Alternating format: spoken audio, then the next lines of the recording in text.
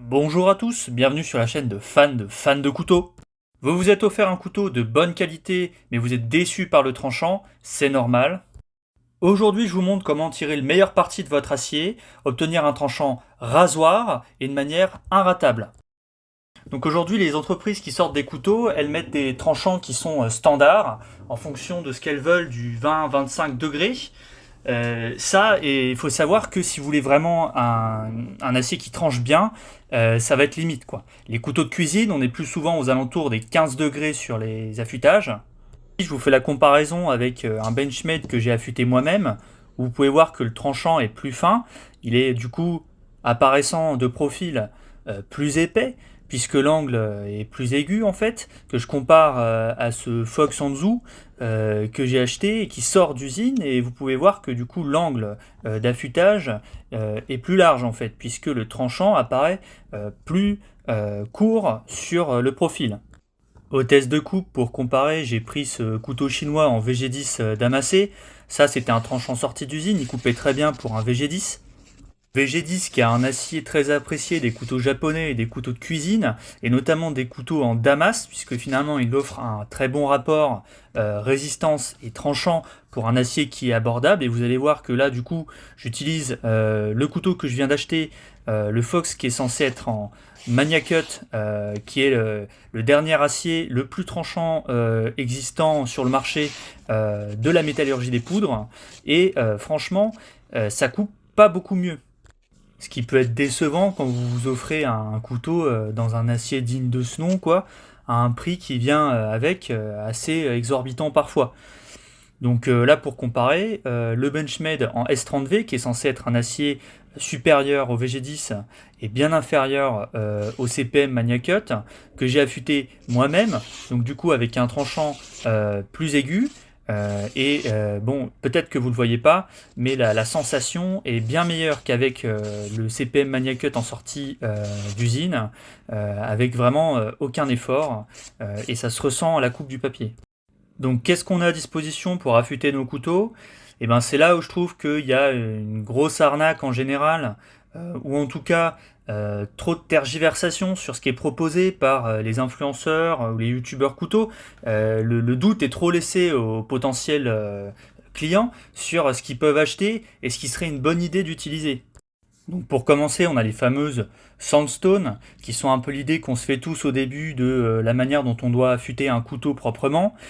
C'est assez satisfaisant à faire, il y a du coup un vrai plaisir à affûter ses couteaux avec ça, mais c'est aussi très difficile, c'est assez ingrat, et honnêtement vous allez dépenser beaucoup d'argent parce que ça coûte assez cher, il faut en avoir des différentes maillage, et du coup pour avoir vraiment votre set de pierres à affûter en sandstone conventionnel comme ça, vous allez payer très cher, vous allez avoir des résultats décevants, et du coup c'est vraiment quelque chose à laisser aux professionnels ou alors à quelqu'un qui en tout cas a beaucoup de temps à y passer et est très patient.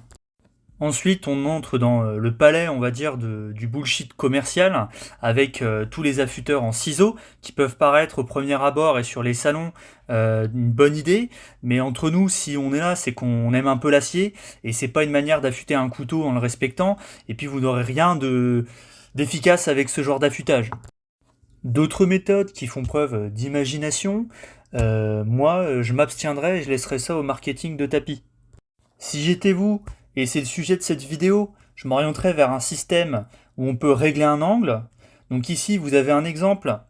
Méfiance, euh, c'est le meilleur système pour affûter vos couteaux, mais c'est aussi la plus grosse arnaque, puisque c'est quand même quelque chose de simple à fabriquer, et en fait on se rend compte que dès qu'il y a une marque devant, et là-dessus on en veut un petit peu à nos influenceurs de couteaux qui nous rapportent souvent ces marques-là comme étant le must, et on peut pas s'en passer, finalement c'est un peu une grosse arnaque quand on sait que ce que je vais vous présenter ensuite marche très bien, et que ça coûte 2 à 10 fois moins cher.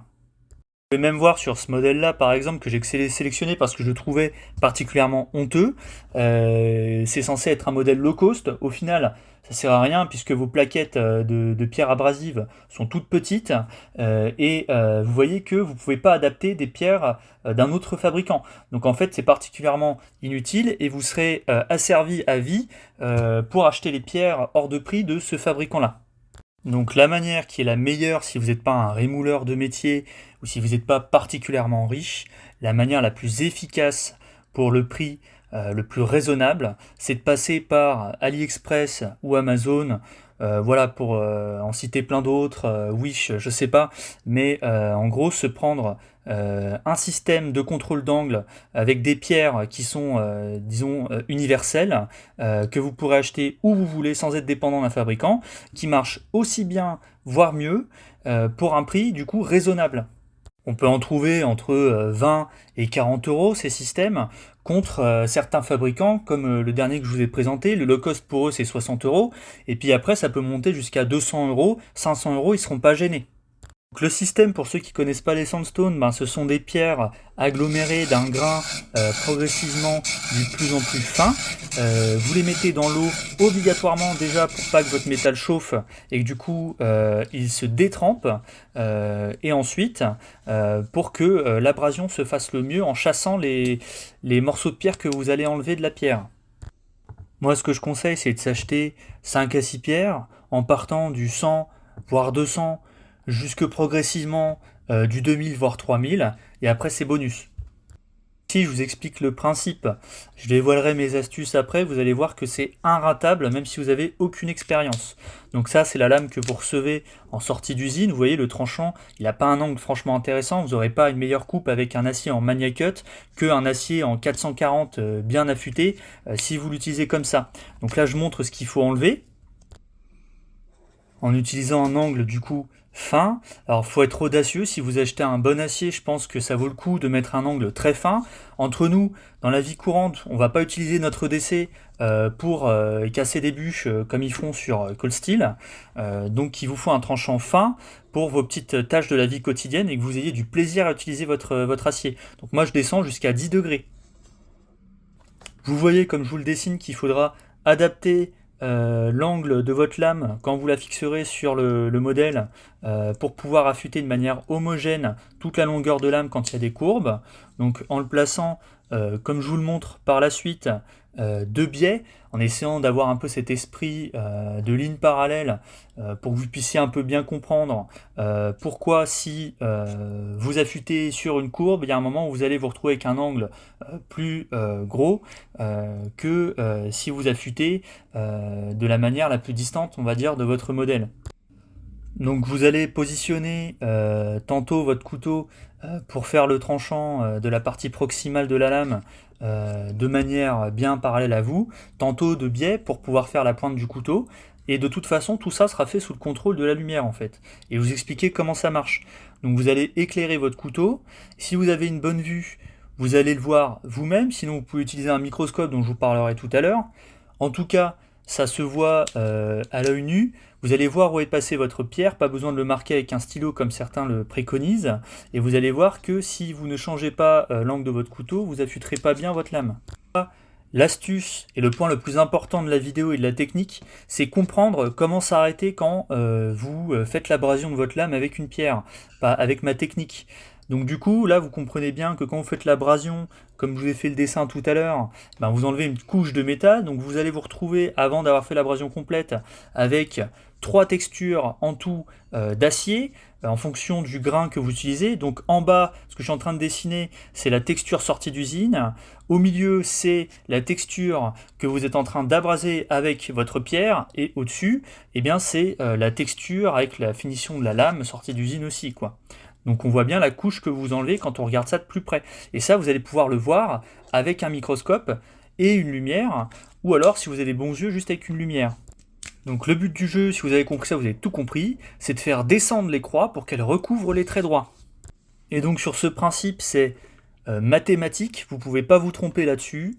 Vous contrôlez et vous progressez sous le contrôle de la vue, soit à l'œil nu, soit au microscope, et vous vous arrêtez au moment où eh bien, la texture de votre grain de pierre arrive au bout de la lame.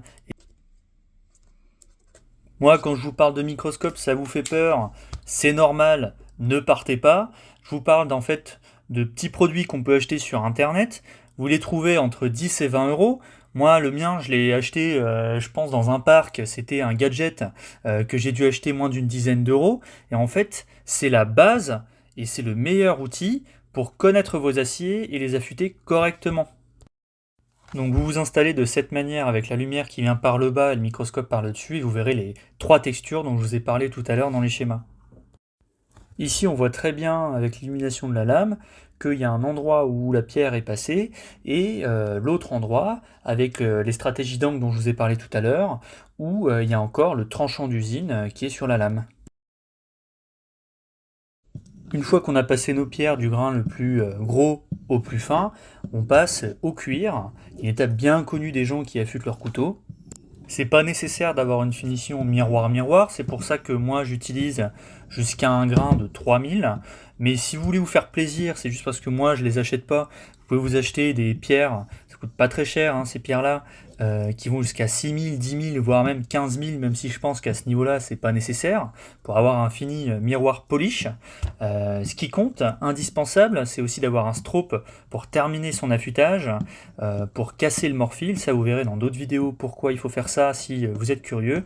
En tout cas, il faut absolument un strobe sur lequel vous passerez de la pâte à polir. Il n'y a que de cette manière-là, avec les étapes dont je vous ai citées, que vous aurez votre tranchant rasoir. Pour votre cuir, il en faut un sur un support rigide, c'est le mieux. Vous pouvez le fabriquer vous-même ou en acheter un en faux cuir ou acheter du vrai cuir. Ce qui compte, c'est la texture. Il faut mettre de la pâte à polir dessus. Et encore une fois, la marque n'aura pas d'importance pour le tranchant. Donc là, petit test de coupe sur feuille, c'est encore ce qui marche le mieux pour voir si sa lame est correctement affûtée. Ça sert à rien d'essayer de regarder sur internet des types qui vous comparent des lames comme ça, parce que finalement c'est qu'une question de ressenti personnel, donc là vous devez me croire sur parole.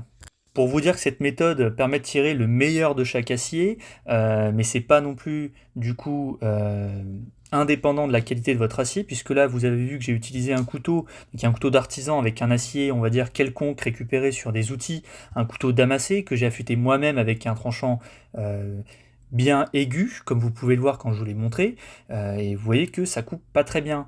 Donc là je vous montre un Kershaw en acier au cobalt, on va dire entrée de gamme que j'ai affûté moi-même, et du coup avec un angle aussi très aigu, un tranchant poli miroir, et donc ça coupe très bien. Ensuite on va passer sur un OTF Golgot, qui a un couteau en D2. Alors comme les OTF souvent ils font pas beaucoup d'efforts sur les aciers, en tout cas dans ces gammes de prix là qui sont très entrée de gamme, et du coup bon bah on a beau en faire ce qu'on veut, ça coupe pas. En attendant le dénouement, bah, je peux vous parler d'acier que je conseille si vous voulez, on va dire, pas dépenser trop d'argent, mais aussi avoir un couteau qui fait plaisir à utiliser avec un tranchant bien rasoir. Je pense que moi je vous conseillerais le S30V ou le S35V. Pour moi, c'est les meilleurs rapports qualité-prix. Voilà, on n'a pas besoin d'aller taper les M390 et le MagnaCut pour avoir du plaisir quand on utilise un pliant. Et donc là, je vous montre ce que j'ai fait du Fox Anzu en MagnaCut du coup, où on peut voir que le tranchant là a un angle qui est bien plus aigu que ce qui était sorti du fabricant. Et donc là, ça n'a rien à voir. C'est deux couteaux complètement différents, où finalement, on tire le meilleur parti du CPM MagnaCut, qui pour rappel est un acier qui en fait a plus de longévité, plus il est affûté avec un angle aigu. Donc en fait, si on passe de 20 à 15 à 10 degrés, le couteau va couper encore plus longtemps, ce qui est plutôt contre-intuitif, où d'habitude on penserait que pour avoir des couteaux qui coupent longtemps, mais il faut des tranchants qui soient pas trop fragiles. Donc voilà, c'est un acier particulièrement exceptionnel, mais qui coûte aussi assez cher, et donc voilà, c'est pas du tout difficile à affûter avec la technique que je vous ai montrée. Ça se fait en quelques heures si on le fait correctement. Donc là, je vous ai remis à la droite du Benchmade que j'ai affûté moi-même, le Fox Anzu tel que je l'ai récupéré de l'usine. Et là, vous pouvez le voir après l'affûtage, donc c'est quand même vachement plus satisfaisant. Et là, on se fait plaisir avec un couteau qui coupe bien.